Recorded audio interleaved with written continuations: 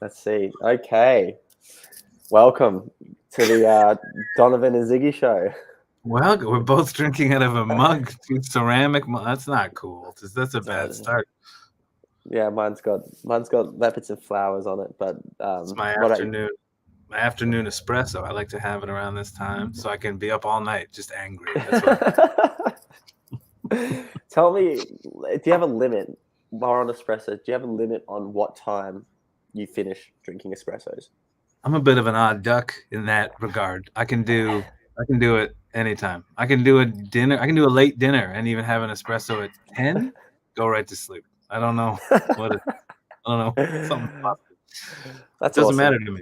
Yeah. Why do you think that is? Because I get up very early. Early. You're a parent for a start, so I'm a parent. So I have kids ruin your whole life. So they get up, so there's no way you can sleep in, and you're just tired all the time. I could go to sleep right now. It's great. Anytime. What about you? 4 p.m. or something like that? That's I think normal people stop at about 4. Depends how frazzled I'm prepared to feel. Like in studio, if I'm in studio, there's a little coffee machine we have, and it's like it's overly simple, which is dangerous because you can just have a lot of it.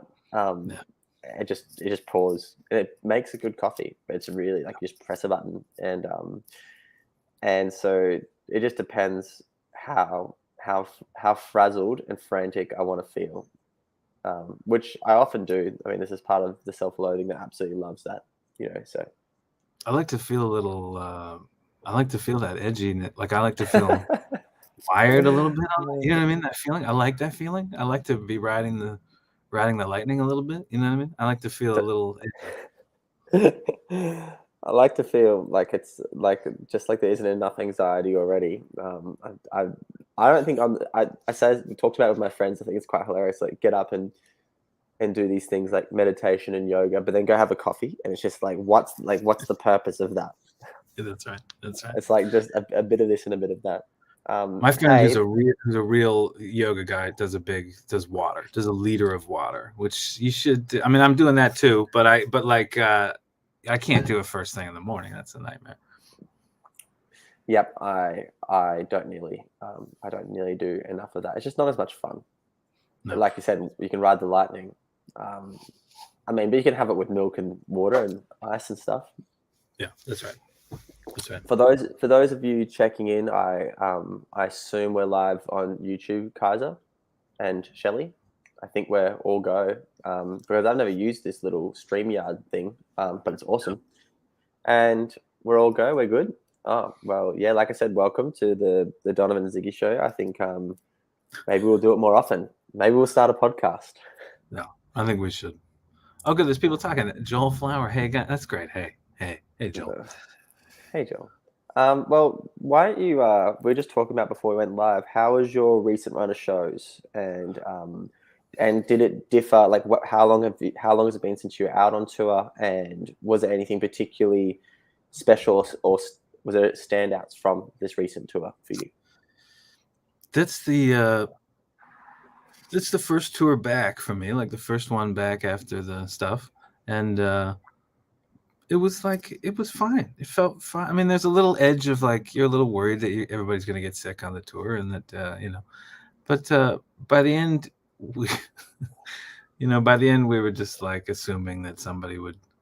And every once in a while, you get somebody goes, "Oh, my roommate has it," or like in the band, and then everyone's on alert for a while. But it's like that's just part of it now, and it was all relatively good. When we had people come out, there's a lot of people.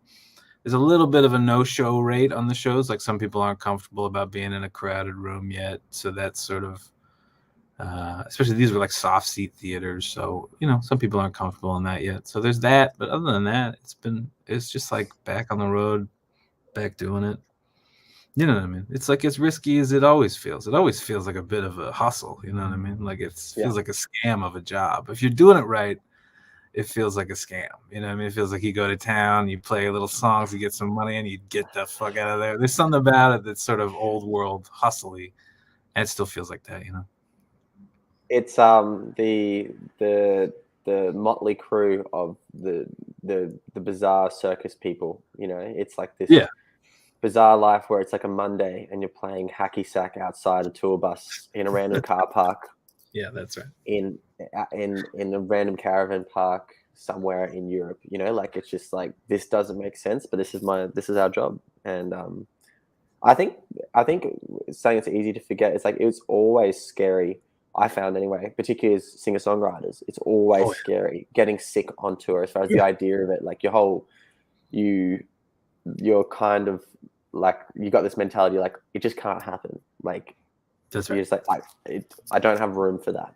But you get to that spot where you've been on tour for a while, you're taking all your vitamins, you're doing your like routine that I do. Like I'm heavy vitamin use on tour, like just everything, a D3, a B, like just like 1,000 milligrams of C every day, like just humming. And then I get to the point on the tour where I think, even if somebody said to me like I'm sick right now, I know I'll never get it. I'll never catch it. Sometimes I come home from a tour and a break and my kids have a cold and I think I know I won't get it because I'm so amped right now. I'm so like on tour level that you could inject me with a cold virus and I wouldn't get it. I feel it. But you're right that like getting sick is always a worry and it's just continues to be now, Yeah, no, it's funny how it's just not, you're just like, there's just no room for that. I can't do that. That's not something I can do. We're not you, me, and the body. We're not doing this. Yeah, that's right. And it feels like that actually works at times. Like it feels like you go, oh, I won't be sick because I can't be. Like I can't do it. Yeah, which is nice. Which is nice. I'm sure it's great for our long-term health, for sure. Oh yeah, no, we're for sure dying, but that's okay. You know what I mean? Musicians, we die. We have a good go, and then we die. We've made it this far. Pretty good innings. Yeah, that's for sure. Hey, there's a good question here from somebody, which was from Patrick. Oh, it's from Pat Weber. What's up, Pat? How did you guys meet? Well, technically, we haven't met. We're still virtually meeting. This is actually this is the first time we've even talked. No, I'm kidding. Donovan, surprise! This is now a reality TV show. This is Musician's First Date live on YouTube, broadcasting every Thursday. I met you. The first time I saw you was I have a fan who lives in New Zealand, and I follow them because they're really good looking. Let's be honest. Let's just like lay it down and be honest. I like to see their life. And she was at a festival, and you were playing at the festival. And I watched like some stories of her posting, and you were alone on stage at this big, huge festival. And the singer-songwriter in me was like, "Who's that guy? Why does he get to do that whole big festival alone like that?" I was like, what is that sweet situation that guy has? And so then I looked you up and to do that, I had to actually listen to, because she didn't post who you were. She just posted a clip of it. And I had to Google the lyrics from the song that you're singing, and I figured out who you were. And then I went and looked, and I went, oh, goodness gracious. Because it was such a big crowd that I was like, that's what I want. I want to do that. You know what I mean? Like alone in that, you know what I mean? Like who does that? Like that Passenger fella does that. That's enviable stuff. So that's the first time I was exposed to who you were. And then I listened to your songs and I went, oh, I see what's going on. That's crazy. I reckon I know which tour that was. I reckon that was one of the last run of shows. That was probably the last run of shows I had an album called Laps Around the Sun and did a whole big kind of world tour around it. And those shows, I'm sure I know which festival it is. I couldn't tell you the name, but I remember the stage. I remember how big it was. It was definitely the biggest. It was definitely the biggest New Zealand show by far, and it was as big a show as you played anyone. Really, that whole end of that tour though was insanity. As far as that was like the back end of a whole world tour, and everything was like I felt like it was a crescendo moment. Even those New Zealand show that, along with the Cap City shows I did in Australia, the Capital City run I did at the very end of 2019. It was like a big crescendo moment to that, and it was insane. It was insane. I mean, I was immensely inspired by the likes of. I mean, I saw Passenger, because you bring him up. I saw Passenger play at this venue in Australia called the Sydney Myer Music Bowl in Melbourne, and saw him play to 13,000 people. And some of my favorite moments was the fact that he did it alone. He played with a band sometimes, but then he did it alone. And I found that the likes of him and the likes of what Ed Sheeran has done, pretty damn inspiring. It's wild to see Ed do like those stadiums. I can't imagine being able to feel like. I mean, I guess when you got those songs, you're unbeatable. Like when you walk out with that set list, you're unbeatable. But like thinking about getting to the back row of that arena, stadium alone, that's wild. That's wild thinking to me. For sure, it's something. It's funny. It's funny there because we all have different comfort zones, and something for me. So I did a show. One of the last shows I did, in Oz, about could have been 6 months ago, 7 months ago. One of the last shows that I did, before everything kind of shut down here, was I played some of the set with my friends on stage. Like did like a three or four of us on stage, doing Paulie was playing bass and singing, and Ange was singing, and Tay was singing, and it's funny, like that's the daunting part for me. Oh, really? Which is like the irony of it's just what you know, and it's funny how it's something. The way I'd put it for me, and I think the stage is such an incredible place because it can, in some ways, you are almost, it's so intense, you have to rise to the occasion, and you got to like get out of your head and just be there because it's so intense, it requires that. Yeah. And I always find that in some strange way, stage can be one of like the places that all of everything can strip away because it's what it's kind of required of the situation. That's how I feel about it, particularly the biggest shows that I played. It was like there's no room for error, but you can't think about it. And in some way, it's like I remember at the end of one of the shows, one of my fingernails was starting to like bug me on one of the strings, and I asked for a pair of fingernail clippers. I hate that. Yeah. And so I'm there. That's my personal nightmare scenario. Something wrong with one of my fingernails. Yeah. That's all I need. I hate that. Sleepless nights. Oh, that's the worst.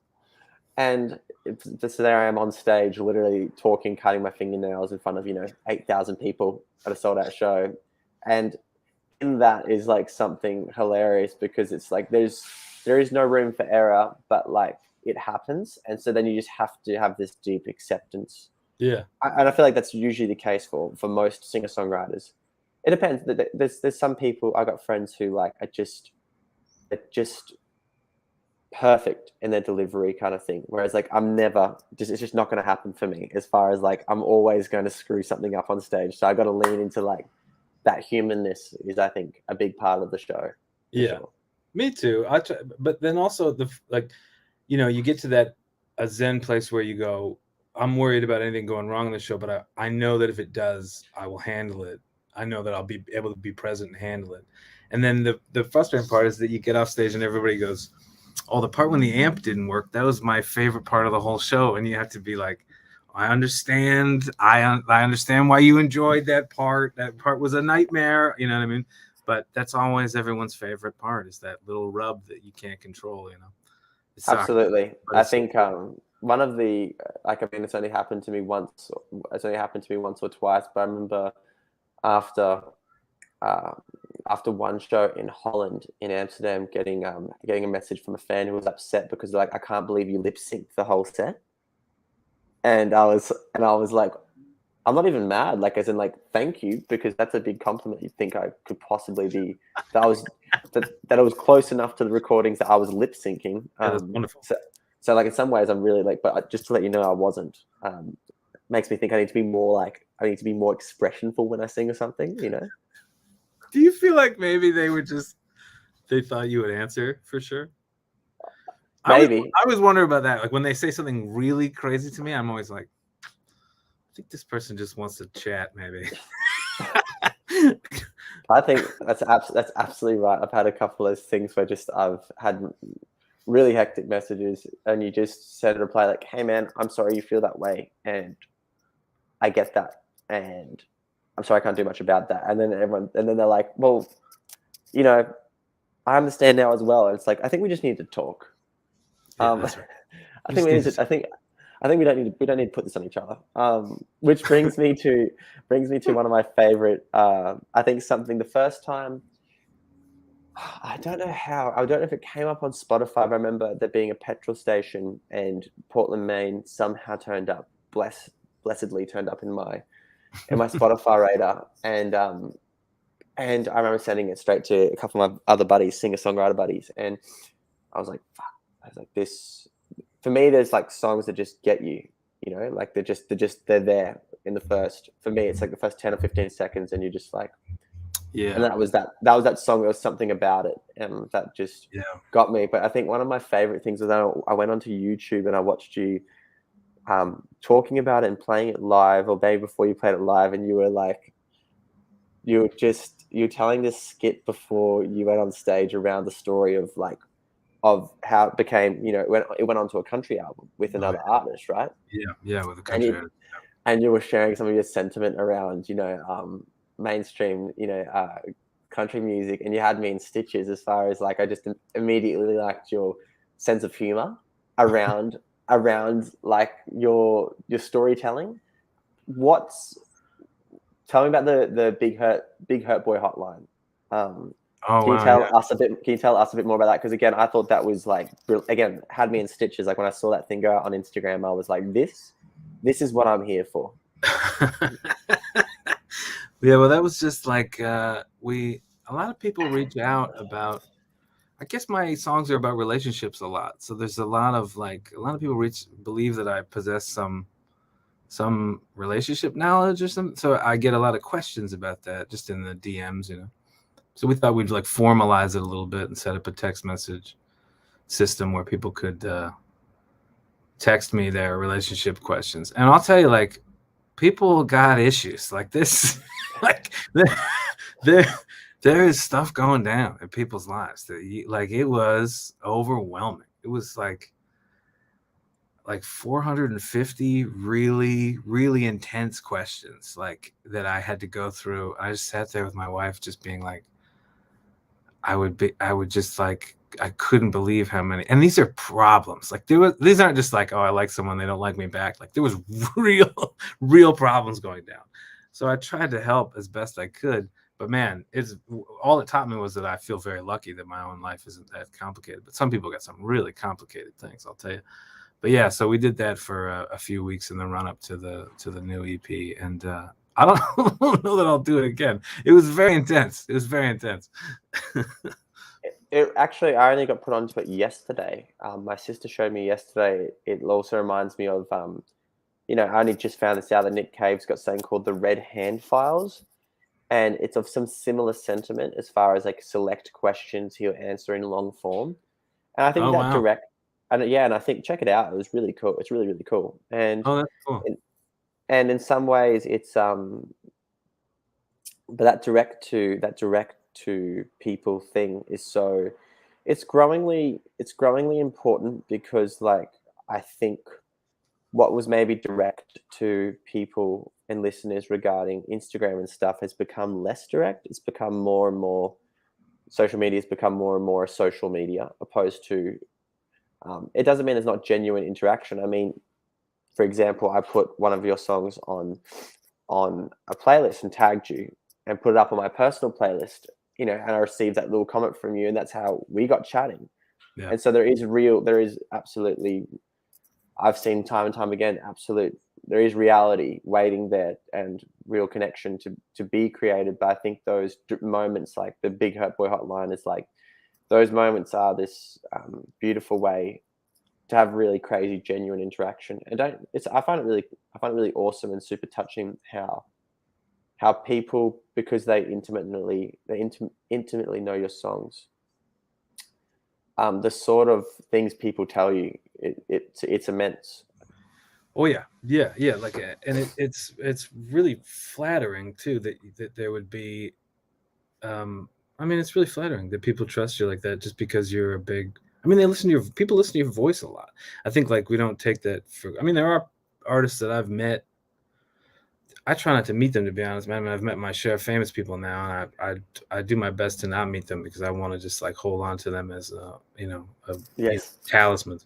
But like, you know, there are people who, I've listened to their voice hours and hours and hours. So of course, like I would trust them. Like I just would trust them, you know.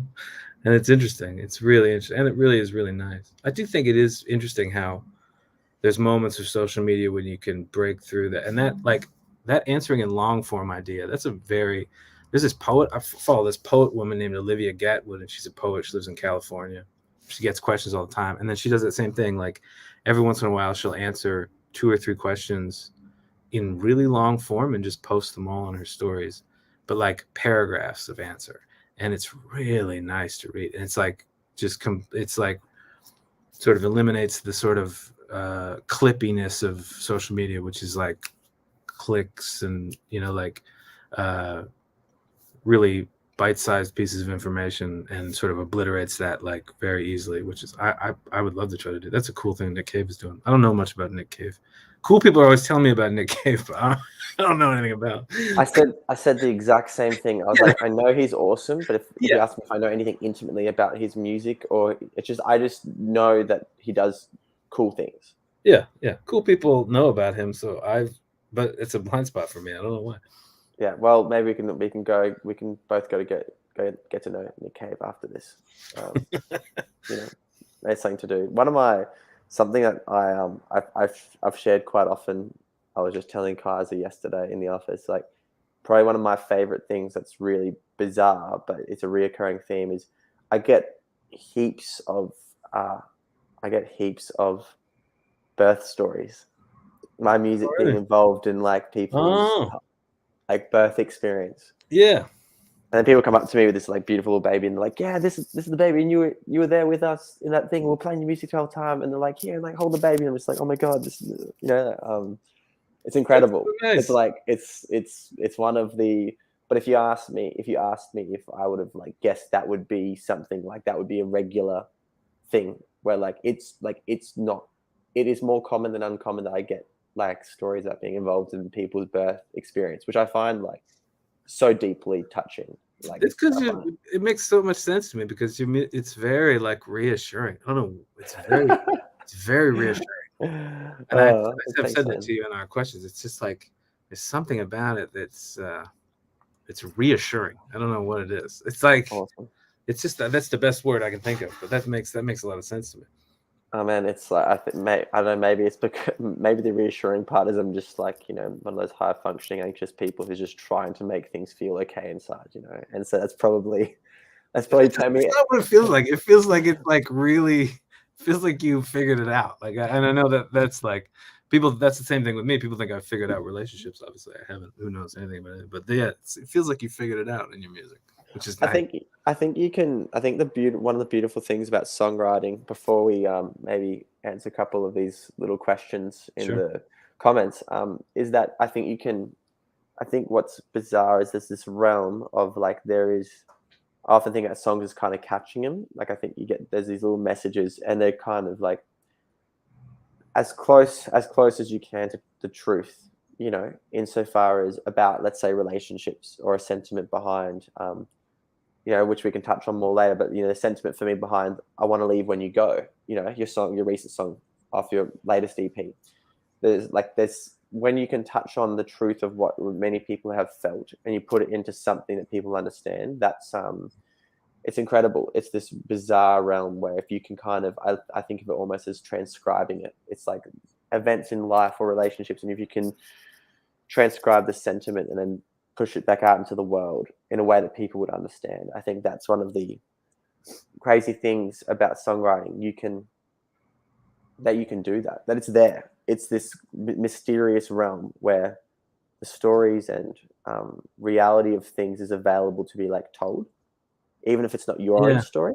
And that I find that one of the most magical and rewarding things. It's like you're just trying to best explain the truth of a situation to the best of your ability and deliver it back to the world.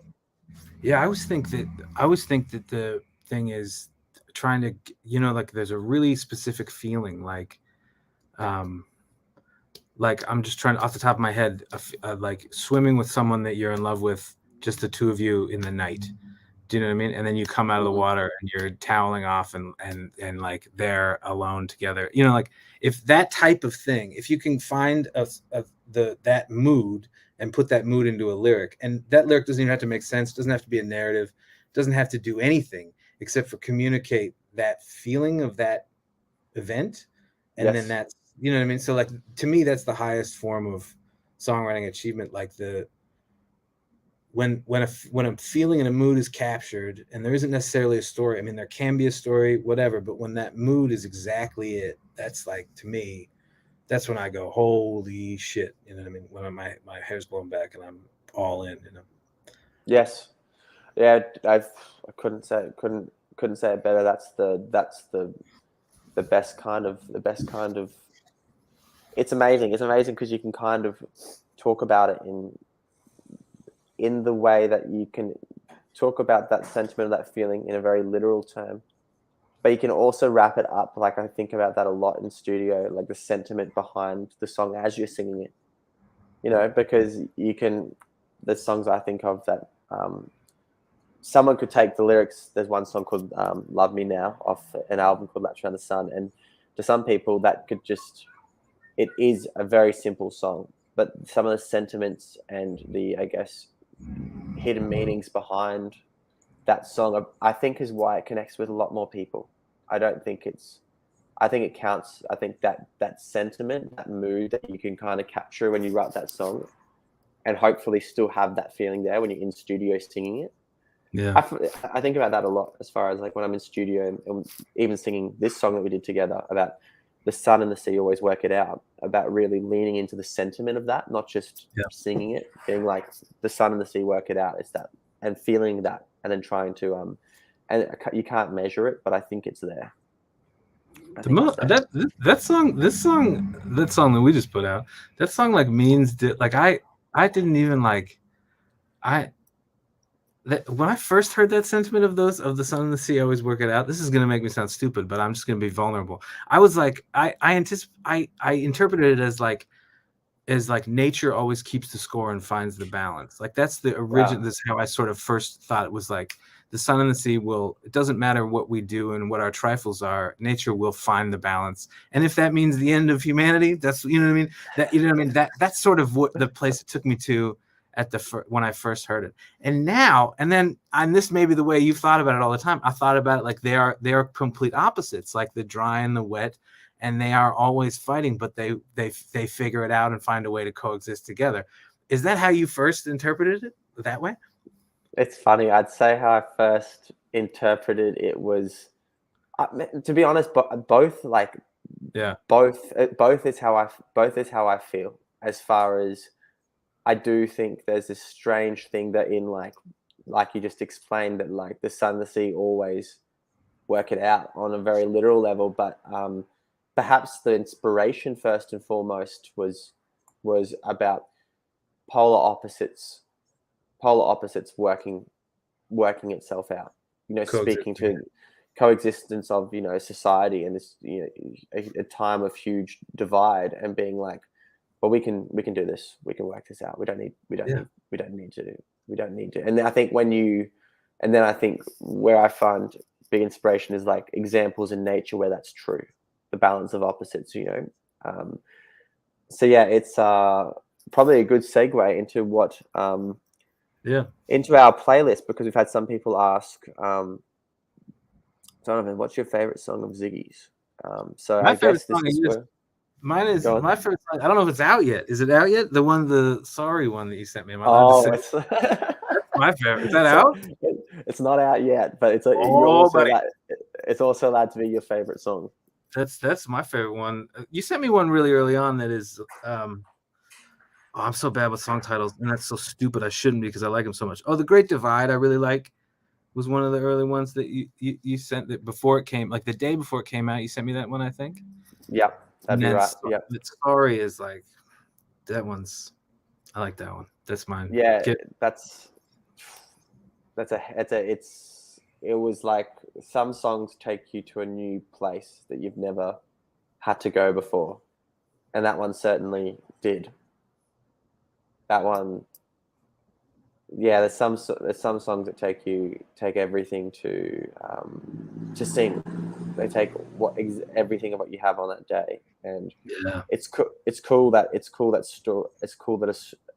a song can require that much of you. You know. Do you have any songs? Do you have any songs like that require that much? You know, even if it's not explained in the lyrics. there any songs that what do you think's a song that's required the most of you? I mean, it's funny. I like once I have them written in a song, I feel like it's so neat and tidy that I'm not super bothered by the emotion anymore. I feel like in a way that I've captured it.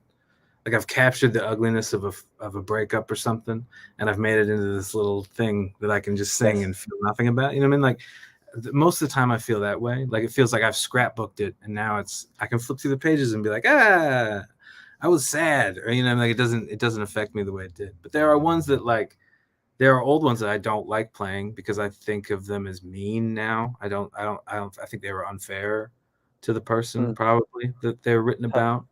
There's those ones, but I'm never too bothered by it. I think like if I've done my job as a songwriter, I've made it so cute's not the right word, but I've just like whittled it down to an essence where it's not hard anymore, Yes. Yeah, I like that, man. Yeah, I like that. That's why I write songs anyway. It's to also take hard, trying times or emotions and put them into something that helps resolve it or lifts you up, and hopefully it's the same way about it's like journaling. It's like a journal of your life or of moments, and that's what we hope, and it certainly does. I find writing about it something super healing. So I'm just looking here, and I want to ask you, I think probably I could ask you something about a song off this playlist. So for those who are listening in, Donovan and I have both done a playlist on Spotify where we've each chosen some select songs from each other and some of our, I guess, other favorite songs. And I've not even so much as checked the playlist yet. So this is where I just would love to ask you, Laps Around the Sun, how did that song end up on your little playlist? This is the one. Those are just. I feel like these are the ones that, like, to me, were the spirit of what the Sun and the Sea is trying to do. With a sort of, I mean, all the music is like that. I think those are the best. Your music, to me, all of your music has that sort of like inevitability, like it's happening. All the song is happening, and it's sort of constantly getting away. Do you know what I mean? Like you're like, you can hear yourself gathering it up as it's happening, and sometimes your lyrics are like will end up, they'll be slightly, there'll be like a syllable over the line of the phrase, which gives it this feeling of like pulling it in. And that was like one that was an example of that I could find. That is what I love about your songs, and what I was so glad about what the Sun and the Sea did, which still has that feeling of like I'm still trying to gather it in even as we're recording it. Do you know what I mean? Which is a really admirable feeling to me. So I think that's probably why I included that one. That's cool, man. That's I remember working on that song, sitting in parts, staying at a caravan park in my van at the time, and sitting in the laundromat, working on that song. Yeah, the first time we FaceTimed, you were in a van. I believe you were in a van. Yeah, I think. Yeah. That's just to fit the cliche, like as in like if I wasn't in a van by a beach, like you'd be like, this isn't the real Ziggy. This isn't a real surfer, dude. This is. But you were. It was the real deal right off the jump. If you want, I'll happily tell you why a song ended up on one of. If there's a song that piques your curiosity. Oh yeah, I don't know Georgia Smith. Tell me about Georgia Smith. You don't know Georgia Smith? No, I don't. Who is that? Queen. Oh really? No. Oh wow! Look. Oh yeah. No, she's Georgia Smith. She's just. Oh, she's on that Drake song. She's on more on that song on that More Life. I know that song.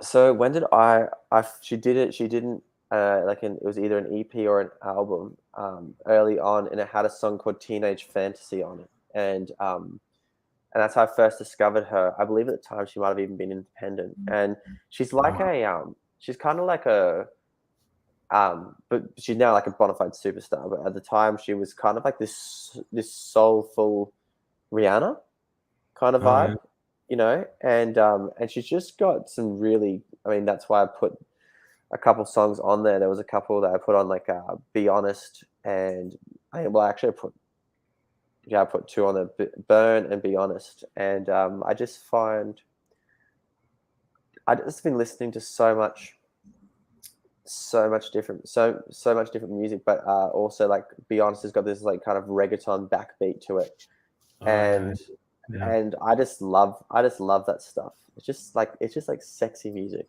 you know. Yes. Yeah.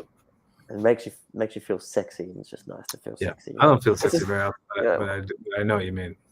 but you know, like it's when I think because also in as a singer songwriter, and that's what's been a cool thing to challenge in time. And I think songs like Leave When You Go, it's talking about something that's like this intense situation that I think sometimes folk music isn't just about like the woods of the cabin, you know what I mean? And for me, it can be if you want it to be, but there's something that I think of why I like reggaeton music and stuff. Like a couple of the things I got in this playlist was because it's almost like you're almost not allowed to be as, you know, audacious as some of the things they're talking about, you know, like, Yeah. you know, my thick thighs make you want to change sides, and you're just like, I wish I could sing that sort of stuff, you know. Like, I want to sing about dropping it to the floor, you know. That's right. I want there to be sex in my songs, and it is like I want there to be implied that people are going to have sex in songs. But it is odd in folk music to do that at times. And in fact, I often think that people don't like it when I do it, but I continue to. And Leave When You Go is definitely an example of that, where I'm trying to talk about 2 people who have left a party to have sex, and I feel like people rebuke it from me. That's my deep fear. People go, no, I don't want to hear this guy talk. I want to hear him talk about a fire and a warm blanket. I don't want that. But that's I know love what it, you mean. man. But that's what I really love, that crossover. Like you know, that song for me, just it tells such a story. I was playing it to a friend of mine, Teoski, is playing it to him the other day in the car, and you know, and people pick up on different things, but you know, flickering fluorescent lights making everybody feel ugly. Like I love songs that touch on that reality, and even things like, you know, there's the lyric in it where straight off the F train, and I just love it, man, because it's challenging the narrative of what you're supposed to be saying In folk music, for sure. Yeah. And I think your sexiest song by far is When the Party's Over. That's why I put it on the playlist. Man, that song, I don't know about that song. I love it, man. I have a hate. I don't know what it is about that song. I can't fully embrace it. I can't love it. I don't know what. It's too much of a country song to me. I can't love it. I just like, I think I love it because like I just want to, like, I'd like to go there one day. I just don't know if I'll ever be allowed to. So I just like that. I like that it goes to a place that I might never get to go to. I just I hope like I'm gonna make a point of making out to that song in the near future. Like I'm gonna make sure that's on my making out playlist. I'd like that. I'd really like that. When that comes on, and the other person looks up, you know, it's like, what is this bitch? Steven. Just listen. Vinyl's still spinning. The night's just beginning. Don't like we got to keep on rocking in case no one's watching. Like we got to do it. I mean, I do think the idea is really nice that like your favorite part of the party is when it's over, when everybody leaves. Like, I'm glad they came, but I thought that because she's so beautiful. I mean, we all know that feeling. And also, like when you have friends over and you're with the person that you love, you see all these other people and you go, oh, thank God that Janine's not my girlfriend. You know what I mean? Like, just because you know what I mean? It just makes you appreciate the person you're with more when you are around other people. You know? Like I said, man, I genuinely I really like it because again, it speaks to some truth. I also like that it's like the same title as there's a Billie Eilish song I think called When's the Party's Over. Yeah, When the Party's Over. That part's bad, man. That part's really bad that we put it at like right then in the height of the Billie Eilish popularity. It's so dumb. Again, like I genuinely love it. I absolutely love it. It's very unlike the Billie Eilish song, I'll tell you that. That's why it's cool. There was also, for me, I haven't listened to this song a lot, but there is I Hope You Change Your Mind, which I think is off the Big Hurt No, it's not off the Big Hurt Boy. It was No, released it is. before. Yeah, it is. It was just a single before, so it has a different cover, but it's off that same Okay. EP. Well, that one, I'm not saying I'm your soulmate or some bullshit movie line. And Yeah. and is it we're crying or we're standing in the kitchen? Are we crying in the kitchen or standing in the kitchen? Yeah, crying in the kitchen now. Yeah, yeah. It used Just to that, be. like, just that is again that sentiment. Again, for me, it just captures this beautiful sentiment of. I'm not saying I'm your soulmate or some bullshit movie line, but I'm trying to tell you that this is. I'm trying to tell you how I feel, but I'm trying to not lean to cliches. And again, I just say, it touches just so on the. I think that's what's really cool about your music is it very much speaks to the reality of things. Yeah, and I really think like that idea of like what you just said about the cliche is like something I'm always sort of thinking of. And because I'm sure you know this too, or have like recognized this, that so much of our language has been stolen by like pop culture cliche. Like we're very much out of language to describe particularly the way that you feel about somebody. If you love somebody, that language has all been stolen by 100 years of movies and pop music. Wow. That has taken all that language and watered it down to the point where like so much of it is unusable, that like trying to find a way around cliche in those arenas is really challenging. And when you do it, God, it feels good. But so much of that language has been really hampered with baggage at this point that it makes it very challenging. I couldn't agree more. I really couldn't. That's I feel something. I mean, I don't know when you started writing songs, but for me, like, it's been really interesting to even observe and look back because I think what I really like is thinking of another one of your songs, Whatever Keeps You Going.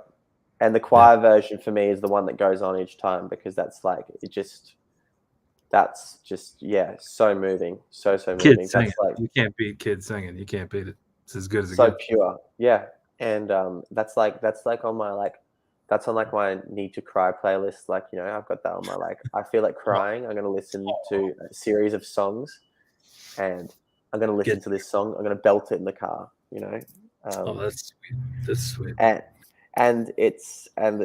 I think that's something I admire because sometimes I think I'm trying to tell.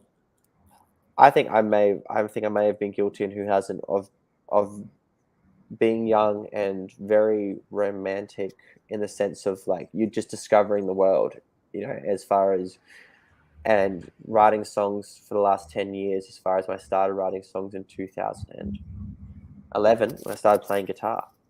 Yeah. That's such a crazy like transition period. And I think that the tricky thing is to be a storyteller, but not tell all the stories of things before they happen and not paint your own story over the top of what's happening all the time, you know?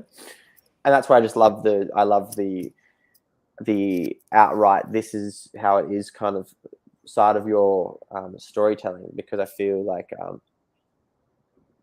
maybe that's because in that romance there is like hope and you dream, and I think you can also talk about stolen language, but like the word manifest gets used so often and so butchered, but like I do think you can almost in some strange way like will things into life and tell stories, and then they're fictional until they become true. Yeah, I know what you mean. And that's something that but I think I'm aware now, as in not much older but a little older, like you get aware of like how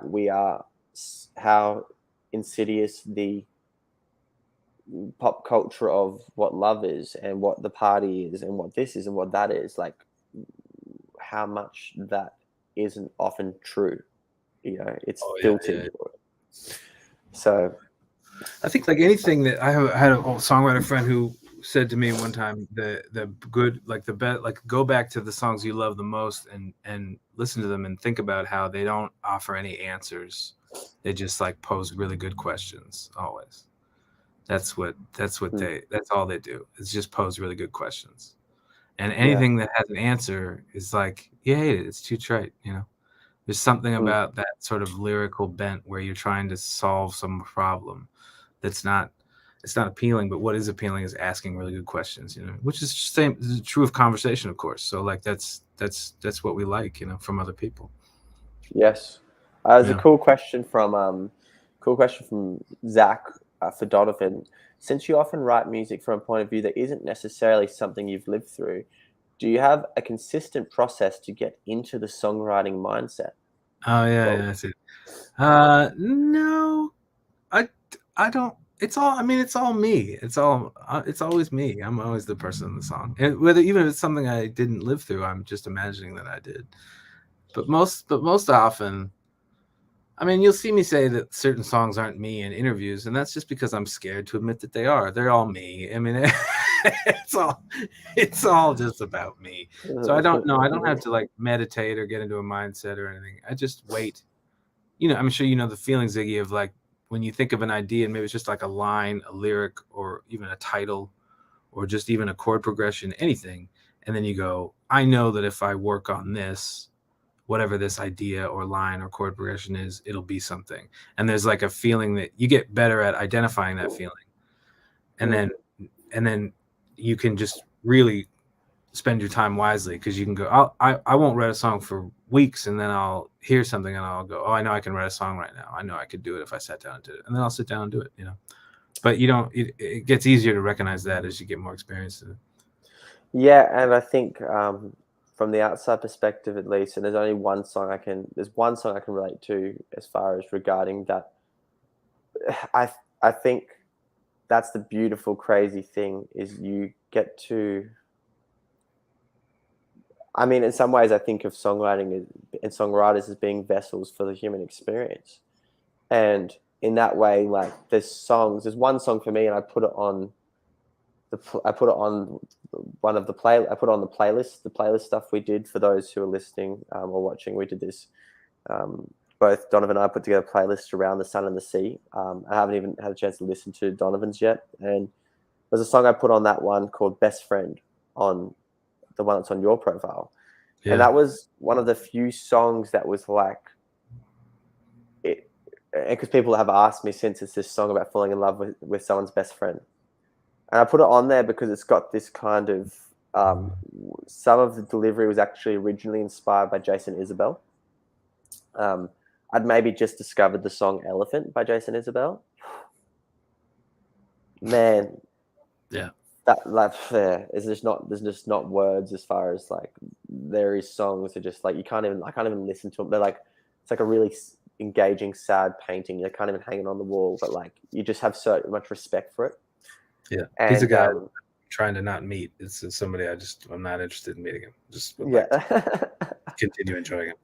Keep him there, and and in this song called "Best Friend," that I put on the Sun the Sea playlist thing, that post-truth era playlist. It's one of the very few songs where it's like I just sat in this sentiment. It started because I maybe was seeing this girl and I was in her lounge room and I was like, this is a really cool book. And she's like, oh, that's my friend. And I was like, that's really cool. And she's like, that's my friend's. And I was just kind of like, who's your friend? You know, like they seem really interesting. And it's this sentiment of like, that's almost as old as like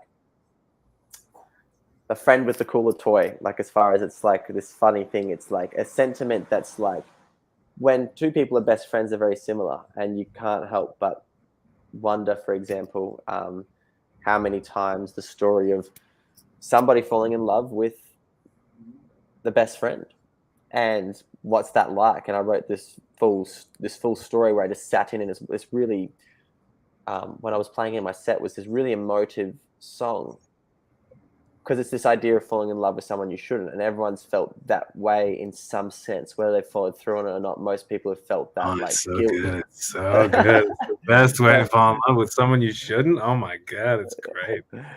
Forbidden love, and in that sense, like that story feels as real. Like I haven't done a music video for it, but it's this thing I could direct the music video tomorrow. Like the whole story visually is right there. It's just like, you know, it's so real. And I think that's the beautiful thing about songwriting, is that you can tap into the reality of things. And in some ways, like, I don't know, maybe in the future I'll do more of it. I've had enough, like I create enough drama in my life to be able to tell stories about my life all the time. Self-indulgent bullshit nonstop, you know. Do people get upset for you? Does that happen? Do people get upset about your, like, sometimes about how they're depicted, or whether they are identifying themselves, or how does that? I have found that people always know it's them. People always know who. Absolutely. Yeah. Absolutely. They just even know. It doesn't matter how much you try to bury it or try to like left foot it or make it feel. They always know, which is interesting. Oh, I've just been thinking about this the last couple of days. You're like, is it wrong? Should I even share this? Should I share this song with this person? Because like not 9 times out of 10, but yeah,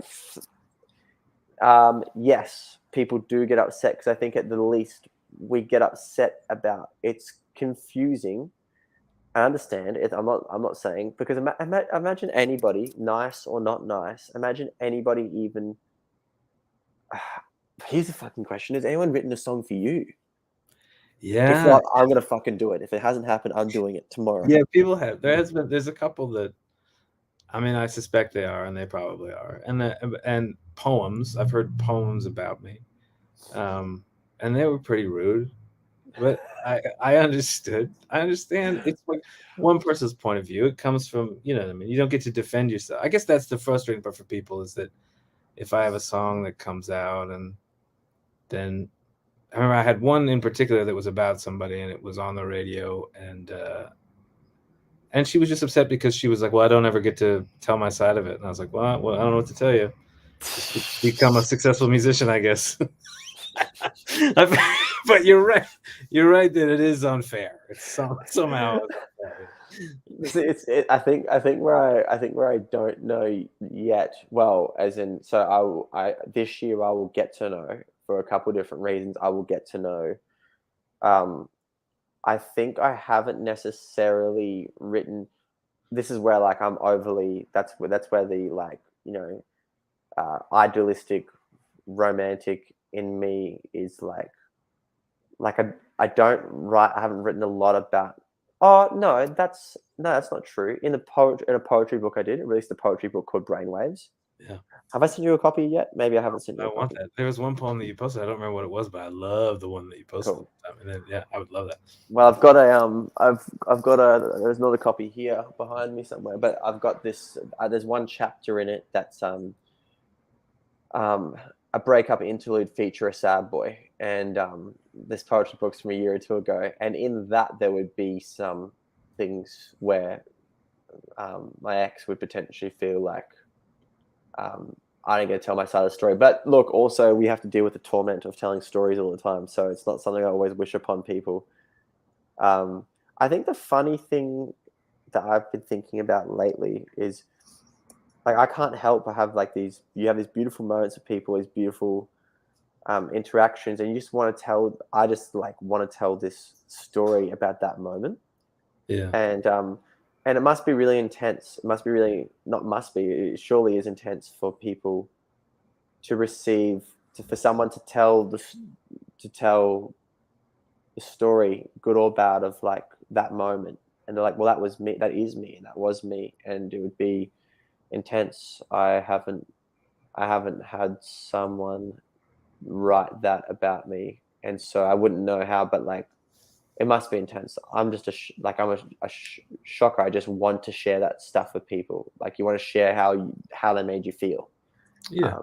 And in some ways it makes total sense. You should share it, but in some ways it's so intense. You're like, maybe it's just going to be more chaos. Maybe I should just keep this to myself.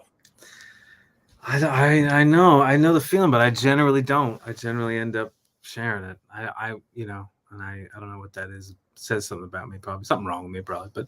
But I generally end up sharing it. Likewise, I don't. I'm like, well, like what? Like we could all die tomorrow, and as if if that story's there, why not? As far as it, well, that's the other thing. It exists.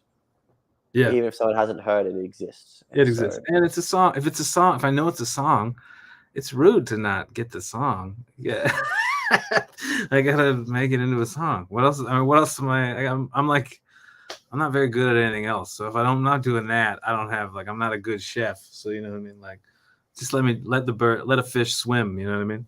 Yeah, and I think that sentiment I'm not surprised to hear, because I think people who write a lot, I've heard like it's a very very it's a very similar sentiment for me. I won't write songs for like a month or two.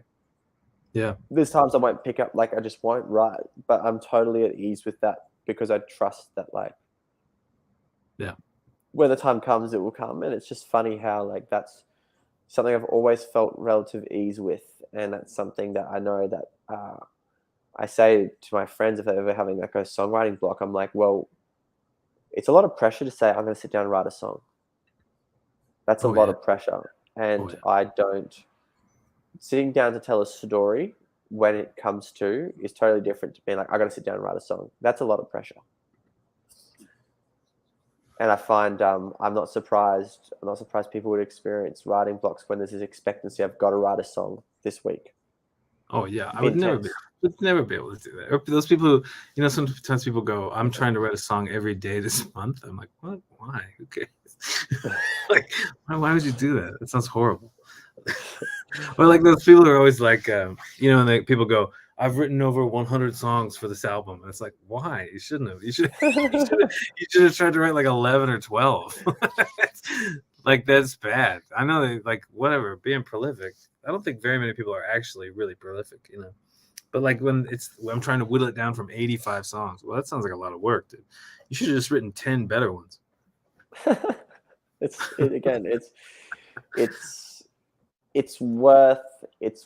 better to put 10 times the effort into that one song, and to be haunted by just the lyrics not being quite right until you get it right. That's Oh yeah, that's the joy. I love that feeling. Love that feeling of like tweaking and tweaking and tweaking and tweaking. And I think some people are afraid of that, or they feel like, because there's a lot of that. There's a lot of like, the song came to me, and it's, you know, I just transcribed it. There's a lot of that in popular culture because people tell those stories. I think I often think that older artists tell that story because they don't remember what the song's about or how they'll say like, oh God just sent it down into my hand and I just transcribed it. But I think there's a lot of that in popular. Like, very rarely does that happen to me. And most of the time I'm sitting there just like tweaking it for weeks. You know what I mean? Which isn't like, it's not a fun story. It doesn't feel like anything spiritual is involved at all. It feels like when people are like, I feel like someone else wrote that song. I never feel like that. I feel like I wrote them all 100%. I feel like I was definitely there writing them. That's yeah. I mean, I like those songs. Songs absolutely lyrically just worked to the bone to get it right. It worked to the bone, and equally just ruminate. That's how I like will try. If I'm trying to figure out a song, I'll just be singing that melody line and just sitting in that, like, and just making little notes. I got a couple songs. I'm tormented by the fact that I need to record some of these songs. I need to demo some of these songs before I forget them. I go do that. That's on my list of to-dos. Do you have a song bank? Do you have an OCD side to you that like you keep everything neatly filed in folders? No, I don't really. Although I used to always think like that if I forgot it, it wasn't that good. Now I don't feel that way anymore. Because I do think that there are things I forget that were pretty okay.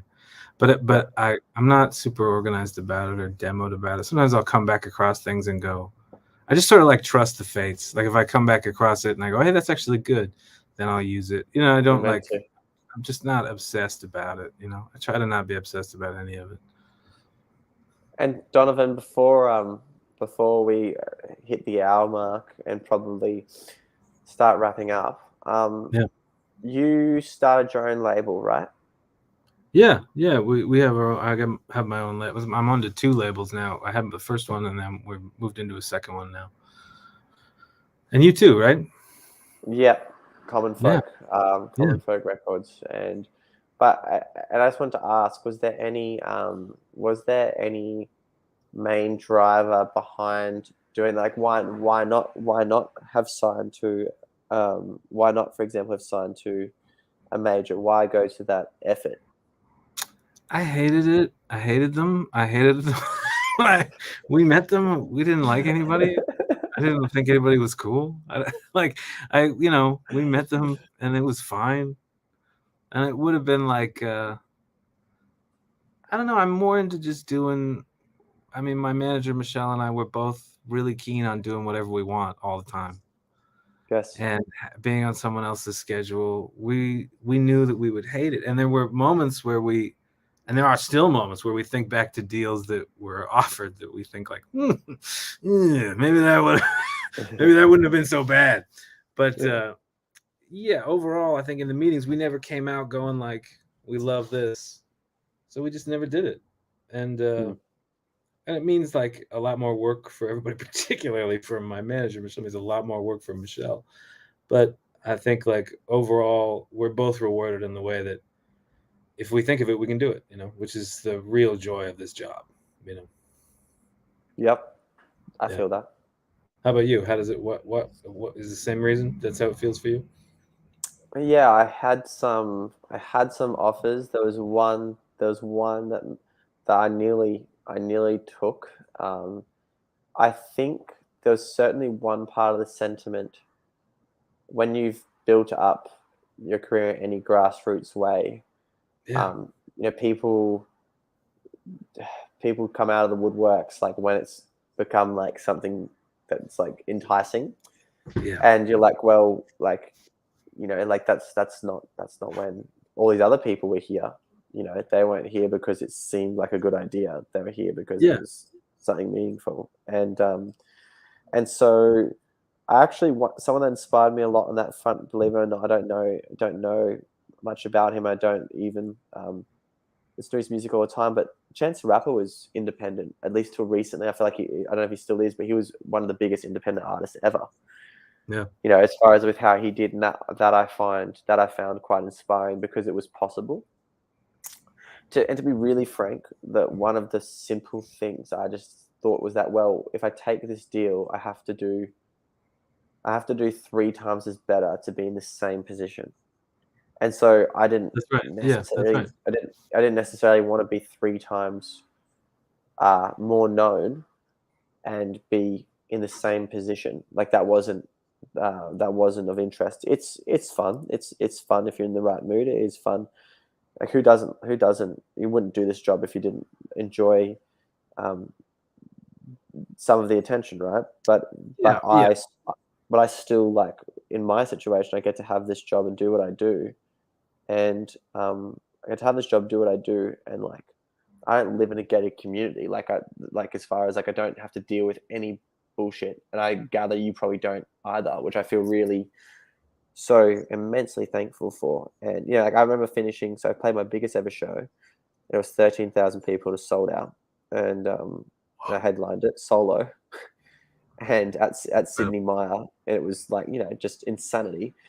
And my tour manager had tour managed the Billie Eilish run, and they have to like send her out in a false car in the boot, and at the back gate of my show by the end of the night, like no one was there because everyone was just treats me pretty normal. Yeah. Like for the most part, I get treated totally normal, and I'm so immensely thankful for that because it would actually. I say this a lot to my friends. Like I went on a camping trip.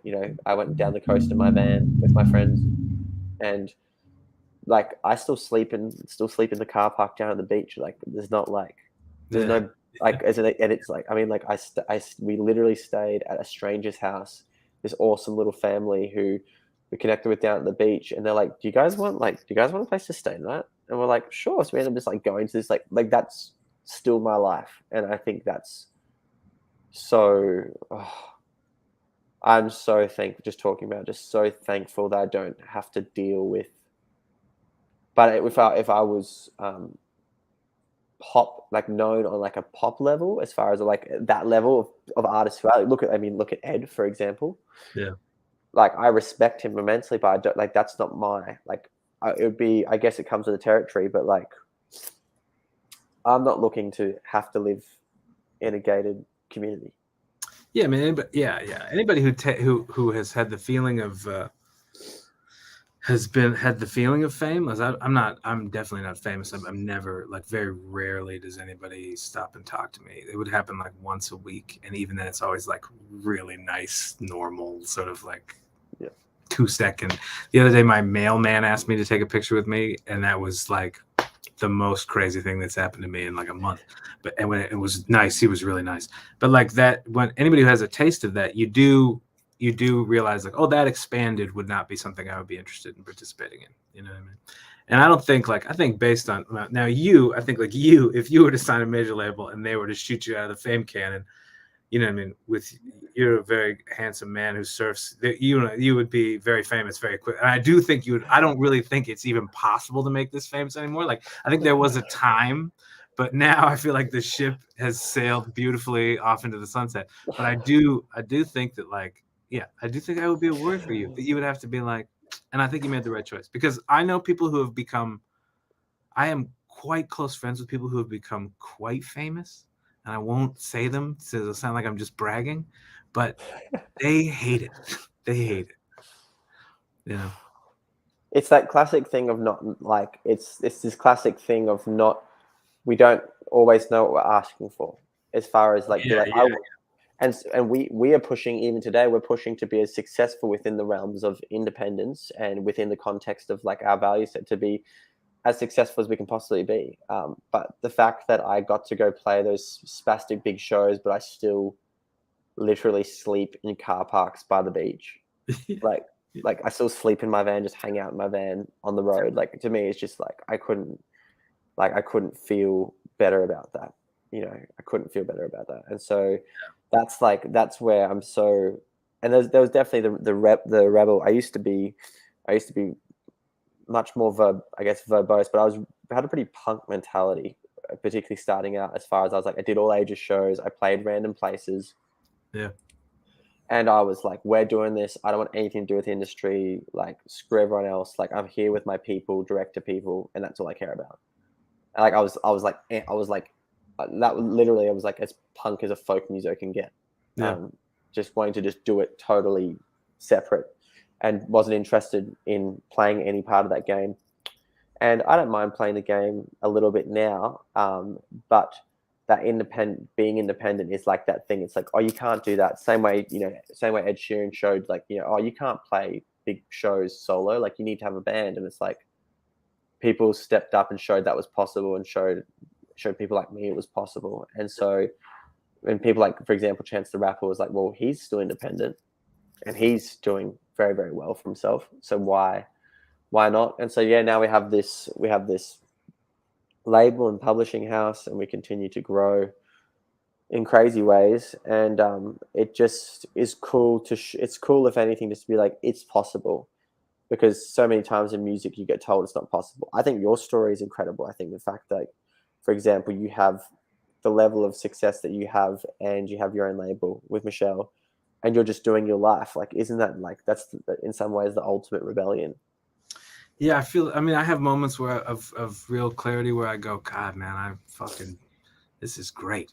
And then I have moments where I feel like, oh, I wish we had some more support to help us in these, because sometimes it feels like you're just hoping that people still care, still pay attention. But then, you know, I mean, and it's the same thing with you. You've developed that fan base, you know, so organically and so grassroots, that, like, taking all those people that you've gathered up as your fans and then handing them over to a corporation to get abided by, it is like, it's dirty. It's tough, right? It's tough. It's dirty. It's to be like, and then all of a sudden the corporation is sending them, sign up for this contest, you know, and it's not your voice. It is like, that's the part of selling out that bothers. It's not the part of, like, it's not the me part. It's the, like, everybody who's come along and expects like a certain amount of authenticity from me.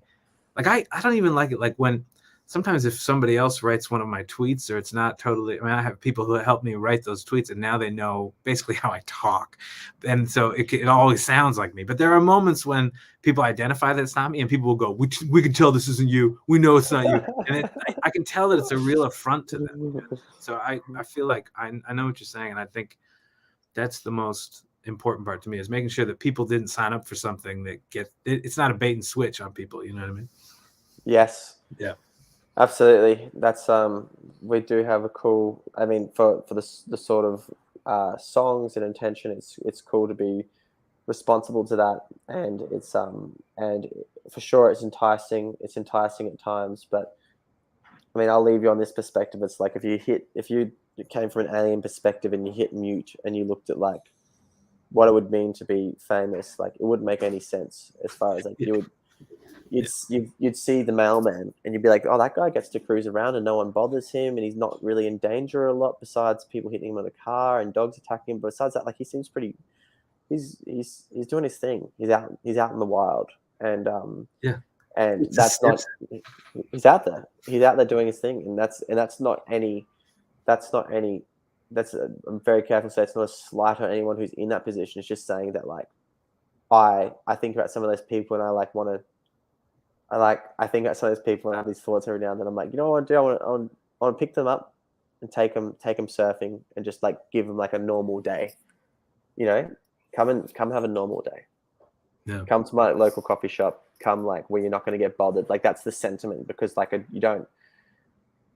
It's just this weird, you know. We'll have to talk about it, I guess, when we do the next weekly Donovan and Ziggy. Well, it's clear to me that we can fill time. That didn't feel like an hour to me at all. I can't imagine anybody's going to listen to this whole thing. But if you listen to 15 minutes, it'd be good. Right, and 15 minutes, all we're asking. You know, sign up 15 minutes. That's it. It's something that we got this weird thing where it's like, well, there's an X amount of people that were looking into the lives of X amount of people. And we all do it to a certain extent, because particularly social media. So like I look into the lives of this pro surfer or this person or that person, and you're like, you've got this weird, what's the word? It's like voyeurism into someone's life. Yeah. And in pop culture, it's like a mass voyeurism into select X amount of people. And the whole thing makes no sense. Like it makes no sense at all. It's crazy if you really break it down. Like so much of pop culture is absolute insanity, and it's just, I think, good to be. Well, I feel thankful to have been aware of like some very key moments where it was like having the success it didn't help me sleep at night. It was cool, but it didn't equal peace, and peace is something different. Yeah, and it's something different. Yeah, and when you realize that like that doesn't when everybody else is looking in on your sold out show at Massey Hall, and everyone's like, man, Donovan's got it all, and it's like Donovan's got a lot, but like he's got his own life still and his challenges, and you know, and his back and forths, and like Massey Hall doesn't solve everything. Sold out Massey Hall is awesome, but it doesn't solve all of your life's questions. It ends you 20 minutes afterwards where you come off and you think, that was really fun. I'm so lucky that I get to do that. And then you're just yourself again. Then you're in the back room. You're just going like, oh, I feel too hot in this sweater again. Then you're just yourself again. You know what I mean? You're stuck in that shitty thing. You know? Yeah. So, well, Donovan, I think I'm looking at a Shelley from my marketing manager and Kian from over the top of my laptop, and I think they're signaling that coffee's in order. No, and beautiful. They're not going to wait much longer for me. So my manager is texting me saying that she's embarrassed that I don't know who Georgia Smith is, and that I'm telling me that I'm embarrassing myself on this live stream for not knowing it. So I apologize, and I'll educate myself. That's it. Like, just if you're like, you know, like when I'm next feeling sexy, I'm like, I know where I'm going to go to. I'm going to go play When the Party's Over by Donovan. And next time you're feeling, you know, sexy, you can just put on some Georgia Smith. Man. I will. I'll do it. Dude, thanks, man. Really, really good chatting. Let's do it again, whether it's live form or not. I appreciate. It's a wonderful, again, the crazy, beautiful thing is you get to who I never would have thought back in the day I'd be writing songs with people across the world. I know. Like it's it's fun, it's incredible, and it's been, and to everyone, for the personal team, and for I've had so many people who are deeply feeling the song, so it's a real treat, and yeah, man, appreciate it. Yeah, man, it's been such a joy. So let's keep chatting and keep figuring it out. I appreciate Let's do it. it again. All Yeah. right, buddy. Right on, Have a man. beautiful rest of your day, and I'll talk to I you will soon. do. Okay? You as well.